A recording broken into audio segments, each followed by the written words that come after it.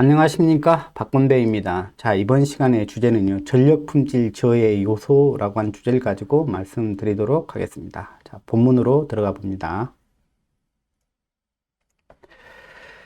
자, 이번 시간에 이제 주제가 이제 전력 품질 저해 요소죠. 여기서 이제 전력 품질 저해 요소는 이제 두 가지로 좀 구분을 했으면 좋겠습니다. 이제 요렇게 구분을 했으면 좋겠습니다. 전통적으로 우리가 전력 품질의 어떤 기준을 갖다가 삼고 있는 게 있죠. 규정 전압 유지율이라는 게 있고, 그 다음에 규정 주파수 유지율, 그 다음에 정전 시간. 이 세 가지를 가지고 우리가 규정을 해 놓죠. 규정 전압 유지율은 범위 내에 들어가 있다. 그 다음에 주파수도 이걸 지키고 있다. 그 다음에 정전 시간도 뭐 1호당 연간 평균 정전 시간을 우리가 평가를 하고 있는데, 2018년 기준으로는 8.59분. 굉장히 우리나라의 이 정전 시간에 대한 전력 품질은 굉장히 좋다. 이렇게 보면 될 것 같습니다. 이 숫자는 우리가 다른 선진국과 비교를 해봤을 때도 굉장히 좋은 숫자다라고 생각을 하시면 좋겠습니다.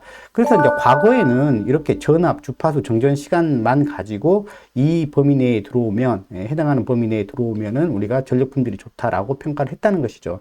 이제 근래는 이제 그렇지 않고 이제 추가적으로 이제 민감한 부하들이 증가하다 보니까 이것만 가지고는 전력 품질이 좋다라고 볼 수가 없는 거죠. 기기들이 이것만 가지고는 원활하게 동작을 하지 않는 그런 부분도 있다는 거죠. 그래서 새롭게 정의된 전력 품질 요소들이 있다는 거죠. 그래서 이런 이야기를 하고 있습니다. 그래서 두 가지로 좀 구분을 했으면 좋겠다.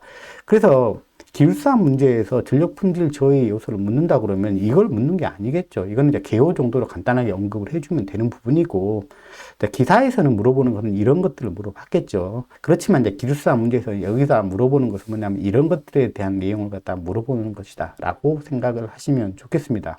자, 그래서 우리가 만약에 이런 걸 갖다 다 잘 지키고 있어. 거기다가 고조파가 굉장히 많아. 뭐 여기 고조파라는 게 있죠. 그러면 이건 전력 품질이 좋은 것이냐라고 우리가 지금 말할 수 있냐는 것이죠. 그렇지 않다는 것이죠. 고조파가 많다라는 것은 이걸 다 지켰다고 하더라도 전력 품질이 좋지 않다라고 우리는 평가를 할 수 있습니다. 근래에 와서는요. 무슨 이야기인지 아시겠죠? 그래서 전력 품질의 어떤 평가 요소도 이거에다가 플러스 여기까지 포함되고 있다라고 하는 것입니다. 그래서 이제 하나하나 종류를 보면 이렇습니다. 순시 전압 강화라는 게 있죠. 이게 세그라고 부르는 것이죠. 그 다음에 순시 전압 상승, 볼테지 스웰, 그 다음에 순시 정전, 뭐 인터럽션, 그 다음 플리커, 그 다음에 고조파, 하모닉스, 서지 노이즈, 과도전압, 불평형, 뭐 이런 것들이 뭐냐면 이런 전통적인 전력 품질 기준에다 플러스 알파로 우리가 검토되어야 되는 전력 품질 저해 요소다라고 보시면 좋겠습니다. 그래서 이 부분이 우리가 지금 다룰 내용이다라고 생각을 하시면 좋겠네요. 전력 품질 저해 요소의 이제 종류와 특징들에 대해서 이 표로 작성을 해봤습니다. 이제 이 표를 작성할 때 이제 기준을 삼은 것은 뭐냐면 IEEE 115를 갖다가 이제 참조해서 정리를 해봤습니다. 여기 안에도 더 많은 전력 품질 저해 요소가 언급이 되어 있지만 뭐 실무 중에서 의미 있는 전력 품질 저해 요소만 구분해서 정리를 하였습니다. 자, 그래서 저는 뭐 한 6가지 정도로만 정리를 했는데요. 이제 순시 전압 저하, 세그, 중요한 부분들이죠. 그 다음에 순시 전압 상승, 스웰이죠. 볼테지 스웰, 그 다음에 순시 정전, 인터럽션, 그 다음에 고조파, 하모닉스, 그 다음에 플리커, 그 다음에 불평형. 이 6가지 정도로 표를 갖다 정리하였습니다. 여러분들 정리할 때 중요한 것들 위주로 정리를 하시면 좋겠습니다. 여러분들 있는 거 없는 거 다 정리하려고 하지 마세요. 나중에 여러분들한테 부담으로만 작용됩니다. 어차피 외우지도 못할 거 정리만 해놓다 보니까 과감하게 이제 버리는 단계가 좀 있어야 되거든요. 그래서 여러분들이 이렇게 깔끔하게 좀 정리를 해놓으면 빨리 이걸 갖다가 습득하고 시험장에 가서도 요 정도만 써 주셔도 우리가 시험장에서 25점 맞으려고 시험 보는 거 아니거든요. 뭐 20점에 가까운 점수를 맞으려고 노력하면 된다. 이렇게 생각하시면 되겠습니다. 그래서 항상 완벽하려고 하면은 오히려 더 그게 더 큰 부담으로 작용된다. 이렇게 생각을 하시면 좋겠습니다. 그래서 중요한 거를 갖다 여러분들이 선택할 수 있는 것이 굉장히 중요하다. 정리를 할 때는요. 자, 그래서 이제 이 세그는 굉장히 중요하죠. 볼테지 세그 또는 뭐냐면 볼테지 딥 이렇게 부르는 거죠. 자, 이런 것들이 이제 어떤 파형으로 나타나는지를 갖다 먼저 보도록 하겠습니다. 이제 뒤에 나와 있는 참조 자료로 한번 넘어가다 봅니다. 이게 이제 정상적인 우리가 정연파 전압이면서 파형이죠. 그죠? 자, 볼테지 세그 같은 경우는 그것보다 승시적으로 좀 낮아지는 부분이죠. 어느 정도 좀 낮아졌을 때 우리가 세그다 이렇게 부르는 거죠. 다른 말로 이제 볼테지 딥이다 이렇게 부르는 거예요. 자, 수엘 같은 경우는요, 이게 약간 상승하는 것이죠. 이게 약간 요거하고 요거 개념은 그냥 반대죠. 세그는 약간 정상보다 전압이 좀 떨어지는 것 같다. 세그라고 이야기를 하고, 그 다음에 전압이 살짝 올라가게 되면 뭐예요? 예, 수엘이다. 이렇게 부르는 겁니다. 자, 그리고 전압이 이제 끊긴 거죠. 그러면 인터럽션이라고 불러요. 근데 여기서 이제 다루는 것은 뭐냐면 정전이 아니라 순간적으로 끊긴 거다. 아주 짧은 시간만 끊기는 거죠. 그래서 순시 정전을 갖다 이야기하는 겁니다. 우리 전통적인 의미에서 정전과 이 순시 정전은 좀 구분이 된다라고 보시면 좋겠습니다. 아주 짧은 시간 동안만 정전이 나타나는 것을 인터럽션이라고 표현했습니다. 순시 정전입니다. 그 다음에 서지, 서지 같은 경우는 뭐 나노세컨드 또는 뭐냐 마이크로 세컨드 아주 짧은 시간 동안 강하게 나타나는 것 같다. 우리가 서지라고 이야기를 하죠. 자, 그 다음에 이제 고조파는 이제 파형이 이렇게 왜곡되는 것 같다. 이제 고조파라고 이야기를 하죠. 자, 먼저요, 볼테지 세그부터 보도록 하겠습니다. 순시 전압 저하입니다. 순시라는 표현을 썼기 때문에 굉장히 짧은 시간 동안 나타나는 현상이다. 이렇게 우리가 이야기를 할 수가 있는 거죠. 이 IEEE 1159에 따르면은 그 시간적인 범위를 갖다 세 단계로 이제 구분해 놨는데요. 이 표는 그 중에서 인스탄티니우스 가장 짧은 시간 범위로 표현을 해 놨습니다.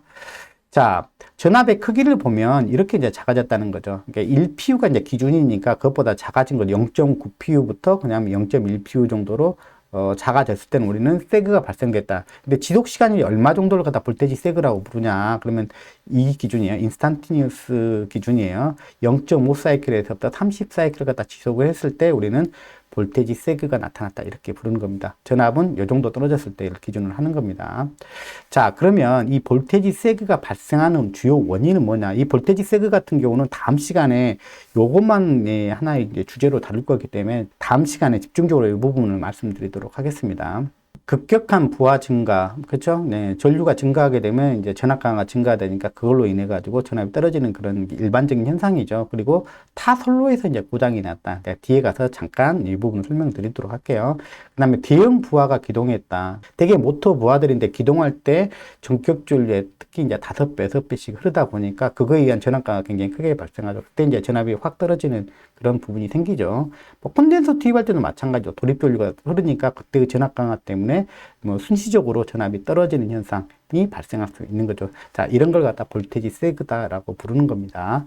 자, 그 다음에 이제 순시 전압 상승, 볼테지 스웰이죠. 전압이 조금 올라간 거죠. 자, 그러니까 기준보다 뭐 10%더 상승한 데서부터 80% 상승하는 영역까지를 우리가 스웰의 어떤 전압의 크기 범위로 봐주는 거고요. 그 다음에 뭐 지속 시간 같은 경우는 세그랑 이제 동일한 조건입니다. 인스탄티니어스 기준으로 보면요. 이것이 발생하는 원인은 뭐냐? 전압이 조금 상승할 수 있는 원인은 뭐냐면 부하가 감소됐다. 이게 증가가 아니라 이제 감소되면 어떻게 돼요? 오히려 전압이 좀 상승할 수 있는 원인이 되는 거고, 뭐 일선 지락이 발생했다. 그러면 어떻게 돼요? 뭐 건전상 전압이 조금 올라가는 그런 문제가 있죠. 뭐 부정확한 뭐 ULTC 탭선형이나 이것도 뭐 얼마든지 가능한 거죠. 그 다음에 전력용 콘덴서에 과보상되면 전압이 좀 올라가는 부분이 있죠. 그 다음에 페란티 현상이 발생하는 것도 전압이 올라가는데 기여를 하게 되고, 그 다음에 철공진도 그쪽 직렬공진을 통해서 전압이 좀 올라갈 수 있는 원인이 되는 거죠. 자, 그 다음에 이제 승시 정전이라는 게 있는데요. 정통적인 의미에서의 정전과는 좀 구분이 된다는 거죠. 롱타임 정전이 아니라 아주 짧은 시간 정전은 그것과 좀 구분해서 보고 있다라고 보시면 좋겠습니다. 자, 전압의 크기, 우리가 정전됐다 그러면 전압이 이제 0볼트라고 생각할 수가 있는데, 근데 그게 아니라 여기 같은 경우는 기준상으로는 0.1PU 이하면은 우리가 정전된 걸로 보자라는 거죠. 기준입니다. 요 기준에 따르면 이제 그렇다는 겁니다. 자, 그래서 뭐 지속 시간은 이제 동일하게 적용을 했습니다. 얘들과요. 자, 그 다음에 이 순시 정전이 발생하는 주요 원인들은 뭐냐? 배전솔로 같은 경우는 제페로 차단기, 리크로저 같은 제페로 차단기들이 있죠. 얘네들이 이제 동작을 했을 때 뭐냐면 순시 정전이 발생할 수 있죠. 끊었다가 다시 연결했다, 끊었다가 연결했다. 그러면서 뭐예요? 끊어지는 그 순간이 뭐냐면 순시 정전에 해당되는 그런 상황이다라고 보시면 좋겠습니다. 그럼 단락 고장이 발생했다. 단락 고장이 발생하면 고장 지점에서 그 완전 단락과 같은 퍼펙트한 단락이 발생했다. 지금 뭐냐면 고장점에서 거의 0볼트에 가까워지죠. 그 고장 지점과 가까운 쪽은 뭐냐면 전압이 매우 낮을 겁니다. 그래서 이런 조건에 만족하는 상황이 있을 수가 있습니다. 그러면 이거는 뭐냐면 순시 정전과 같은 상황이 될 수가 있는 거죠. 그 다음에 자동 부하 절연 시에 이제 ALTS나 ATS 같은 경우도, ALTS 같은 경우는 한전 전원을 갖다가 이제 이중으로 받는 거죠. 하나는 상용으로 받고 하나는 예비로 받는 거죠. 상용 전원이 문제가 생기면 어떻게 돼요? 자동으로 절체를 하죠. 자, 그런데 뭐냐면 절체할 때 무정전이 아니라 뭐냐면 절체하는 동안에 뭐냐면 정전이 발생해요. 풀사이클 정도 정전이 발생할 수 있습니다. 자, 이런 부분들이죠. ATS 같은 경우는 뭐예요? 비상용 전원하고 상용 전원 사이에 자동 절환 장치가 ATS죠. 여기도 마찬가지로 이제 절환할 때 수사이클 정도로 정전이 발생될 수 있습니다. 이제 이런 것들이 이제 주로 순시 정전의 원인이 된다라고 보시면 될 것 같네요. 자, 이 부분 참조 자료 가서 먼저 보도록 합니다.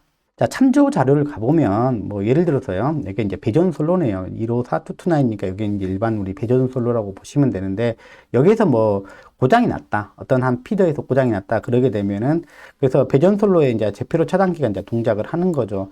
자, 고장 중이죠. 고장 중일 때는 전압이 좀 떨어지잖아요. 그죠? 예, 고장 중일 때는 전압이 떨어집니다. 그죠? 일반적으로 단락이 났다. 그러면 거의 0V에 가까울 거예요. 고장점 같은 경우는. 여기 같은 경우는 이 임피던스 때문에 전압이 좀 올라가긴 하겠지만, 뭐 0.2PU, 0.3PU 이런 식으로 낮아질 수가 있어요. 그래서 이제 고장의 종류에 따라서 이제 이 전압이 이제 결정된다라고 보시면 되겠습니다. 삼상 단락이 났을 때가 가장 낮아지겠죠. 그래서 여기는 고장 중일 때의 고장 피더에서의 전압이다라고 보시면 좋겠습니다. 자, 단락 전류는 굉장히 큰 상황이라고 보시면 되겠죠. 자, 그 다음에 여기, 그죠? 제폐로 차단기 한번 끊죠. 그러면 여기는 어떻게 돼요? 인터럽션이 나타나죠. 이제 이 기간이 바로 뭐냐면, 순시 정정으로 볼 수 있는 기간이다. 이렇게 보시면 좋겠습니다. 그래서 이제 이 제폐로 기계 세팅에 따라서 여기가 뭐 2초가 될 수도 있고, 0.3초가 될 수도 있고, 그렇죠. 우리가 변전소에 있는 차단기 같은 경우 0.3초, 그 다음에 여기에 있는 리클로저 같은 경우는 2초 이렇게 세팅해서 쓰고 있습니다. 그래서 해당하는 이 지연 시간을 갖다 기다렸다가 이제 재폐로를 하게 되죠. 이때 뭐냐면 고장이 아직까지 남아있다 그러면 뭐예요? 아직까지 고장이 제거되지 않았다 그러면은 고장 전류는 크게 흐를 것이고 전압은 같이 이렇게 낮은 순으로 유지가 될 겁니다. 그리고 나서 또 끊죠. 뭐 2F, 2 딜레이 뭐 이렇게 가져가면 여러 번 이제 끊는 그런 과정이 나타나죠. 뭐 이런 식으로 뭐냐면 세그도 나타나고 인터럽션도 나타나는 게 이제 고장 피더의 현상이다라고 볼 수가 있습니다. 그래서 고장 피더 같은 경우는 뭐 세그도 나타나고 인터럽션도 나타난다고 보면 되고, 인근 같은 경우는 어떻게 되냐, 이제 건전한 피더 같은 경우는 어떻게 되냐면 끊어지진 않죠. 네, 끊어지진 않죠. 이렇게 계속 공급은 되는데, 자, 여기서 뭐냐면 재폐로 하는 순간에 세그는 같이 나타나게 될 거고요. 고장 전류가 흐르는 순간에 여기 모선 전압이 같이 떨어지게 되겠죠. 그래서 볼테지 세그는 같이 나타나게 되고, 그 다음에 차단이 되는 순간은 정상적인 전압이 나타나고, 고장이 지속되는 순간에는 인접 피더에 이렇게 전압이 낮아지는 그런 현상이 발생한다는 것이죠. 그래서 인접 솔로에서 고장이 났을 때 건전한 피더들이 이렇게 세그를 갖다 경험할 수 있는 것이 이제 일반적인 현상이고요. 고장 피더 같은 경우는 자연스럽게 순시 정전을 갖다 경험하고, 자, 그 다음에도 뭐냐면 고장이 제거되지 않았다. 우리가 리클로저의 시퀀스상 2F, 2 딜레이를 갖다 다 했는데도 고장이 제거되지 않았다. 그러면 어떻게 돼요? 예, 영구 고장이 되는 것이죠. 그래서 영구 고장이 되기 때문에 여기는 락아웃 시켜가지고 이제는 그냥 정전이 되는 거죠. 소위 말하면 순시 정전이 아니라 뭐예요? 정전이 되는 것이죠. 자, 그 다음에 이제 고조파가 있죠. 여기서 뭐 중요한 거 두 개만 꼽아라 그러면은 이 두 가지를 꼽을 수가 있습니다. 그래서 고조파는 매우 중요하죠. 자, 지속 시간은 간헐적이거나 일시적으로 나타나는 게 아니죠. 계속 거기에 정상 상태에서 계속 나타나게 되는 거죠. 왜곡이 나타나면 계속 나타나는 거죠. 그래서 뭐 지속 시간은 그냥 정상 상태로 표현을 했습니다. 자, 기본적으로 크기 같은 경우는 기본파의 한 20% 이내 정도가 된다. 이렇게 보시면 되고요. 그 다음에 주파수 범위는 우리가 고조파하고 고주파를 갖다 좀 구분하려고 하는 성향이 있거든요. 그래서 얘들 같은 경우는 수킬로헤르츠 정도, 수킬로헤르츠 정도, 얘들 같은 경우는 수십 킬로헤르츠가 넘어가면 고주파로 이렇게 좀 구분하려고 하는 성향이 있습니다. 그래서 우리가 고주파 그러면 기본파의 배수가 되는 정연파의 성분이잖아요. 그러니까 뭐 60Hz 같은 경우는 우리가 대개 뭐냐면 50차까지 봐주거든요. 그러면 50배를 해주면 되죠. 약 3kHz, 그러니까 뭐 수kHz 어떤 범위 내에 이제 들어가는 것이죠. 그래서 일반적으로 이제 요 정도까지로 좀 이야기를 하고 있습니다. 중요한 구분이 아닙니다. 자, 고조파가 발생되는 원인은 뭐냐? 전력전자 소자 기반의 비선형 소자가 그 원인이 된다. 비선형 소자가 들어가면서부터 우리가 고조파가 발생되기 시작했다. 이렇게 보시면 좋겠습니다. 발전기는 항상 뭐예요? 정연파의 전압을 갖다 걸어주죠. 그때 뭐냐면 선형 소자다. 선형 소자면은 절대 정연파가 무너질 리가 없죠. 근데 비선형 소자가 들어가면서부터 이제 전류 파형이 이제 찌그러지게 되는 그런 원인으로 작용되는 것이죠. 그래서 비선형 소자가 원인이다 이렇게 보시면 좋겠습니다. 이것도 마찬가지예요. 전력기기의 철심이 포화됐다. 즉 철심이 포화되는 순간부터 뭐냐면 이게 이제 비선형성으로 이제 바뀌는 거거든요. 이런 부분들입니다. 그래서 이제 요거죠. 비선형 부하의 등장으로 인해 가지고 고조파가 발생하게 됐다. 전력전자 소자들은 기본적으로 다 비선형 소자다 이렇게 보시면 돼요. 그래서 근래는 전력전자 소자를 갖다 안 쓰는 데가 오히려 드물죠. 그래서 뭐냐면 전력전자 소자 기반의 어떤 제어 소자들이 많이 사용되는 근래에는 오히려 과거보다 고조파는 점점 증가하고 있는 추세다 이렇게 보시면 되겠죠. 플리커는 이 전압 변동의 또 다른 어떤 방식이다라고 보시면 좋을 것 같아요. 그래서 얘 같은 경우는 뭐냐면 전압이 커졌다 작아졌다를 갖다 주기적으로 나타나기 때문에 우리가 느끼는 그런 문제들이죠. 그래서 주로는 이제 뭐냐면 뭐 불빛이 밝아졌다 어두워졌다 밝아졌다 어두워졌다를 갖다가 이게 저주파로 나타나다 보니까 그게 이제 눈에 보이는 거죠. 그게 이제 거슬리는 거죠. 그런 현상을 갖다가 이제 우리가 플리커라고 이야기를 합니다. 그래서 뭐 지속 시간은 이제 간헐적이라고 이렇게 표현을 했죠. 그래서 이제 빈번한 이제 부하 변동이 나타나는 애들, 뭐 아크로나 아변기 썼다 말았다를 갖다 계속 반복하게 되면 이제 주변에서 이제 그 플리커 현상을 다 느끼는 것이죠. 전압이 계속 지속적으로 커졌다 작아졌다 커졌다 작아졌다를 갖다가 그 반복주가 굉장히 빠른 게 아니라 굉장히 느리게 나타난다는 거죠. 이런 식으로. 25Hz 이하로 그 변동 나타나게 되면 우리가 이제 쉽게 느낄 수 있는 주파수 범위가 된다라고 생각하시면 되겠습니다. 그래서 뭐 볼빛 같은 경우는 사람을 갖다가 짜증나게 만드는 그런 요소로 작용되는 게 플리커 현상이다라고 보시면 좋겠습니다. 자, 그 다음에 계통 동요가 나타나게 되면 또 이런 현상이 발생할 수 있다고 이야기를 합니다. 자, 그 다음에 이제 불평형이라고 하는 요소도 있습니다. 우리 잘 알고 있었는데 삼상 불평형입니다. 자, 지속 시간은 정상 상태고요. 이제 쭉 간헐적으로 나타나는 게 아니라 쭉 지속적으로 나타날 수 있는 그런 현상이죠. 자, 그 다음에 이제 전압의 크기는 한 요 정도 범위로 표현을 해놨습니다. 자, 그 다음에 발생한 원인은 전원 자체가 불평이거나, 그 다음에 부하 자체가 불평이거나, 아니면 뭐냐면 폴로 자체가 불평형인 경우에 불평형이 나타날 수가 있죠. 그래서 일반적으로 불평형이 아닐 수가 없죠. 전원은 뭐 잘 만들었다 손 치더라도 부하가 좀 불평일 수도 있는 것이고, 부하 임피던스 각각 다를 수가 있죠. A상, B상, C상이요. 그 다음에 선로의 임피던스도 사실 조금씩 차이가 나죠. 그래서 불평형이라는 것은 조금씩은 있는 거죠. 근데 그 범위가 이제 너무 커지지 않도록 우리가 운영하는 걸 갖다 목표를 하고 있죠. 자, 그리고 이제 단상기기의 전력량 불평형이다. 우리가 삼상 사선식 같은 경우, 즉 저압부하 같은 경우는 단상 부하들 갖다 뽑아 쓰지 않습니까? 그것들에 대한 전력량 불평형 때문에 나타나는 불평형이 가장 큰 원인이다라고 볼 수가 있는 것입니다. 자, 이번 시간에는요, 전력 품질 저해 요소들에 대해서 알아봤습니다. 자, 그러면 다음 시간에 뵙겠습니다.